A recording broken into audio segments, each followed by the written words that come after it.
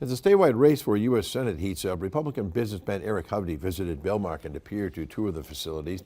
He later toured the JR Machine business and chatted with employees about their experiences and concerns.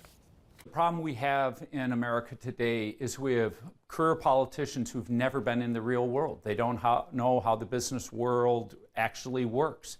They don't understand all the regulations they're producing is crimping American business. They don't understand how our financial markets work. So, they keep spending money and racking up debt and creating inflation. Meantime, Senator Tammy Baldwin just introduced new legislation to help businesses that rely on snow during the winter months. She wants to make sure they have access to disaster relief funds during mild winters.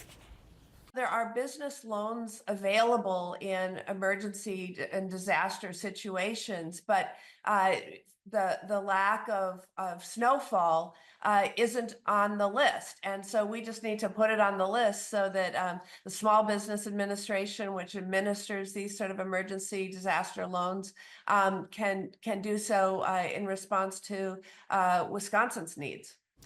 Wisconsin is expected to be one of the most competitive swing states for Senate races. Yesterday's Marquette University Law School poll showed a shrinking advantage for Baldwin, favored by 52% of registered voters compared to Hovde's 48%.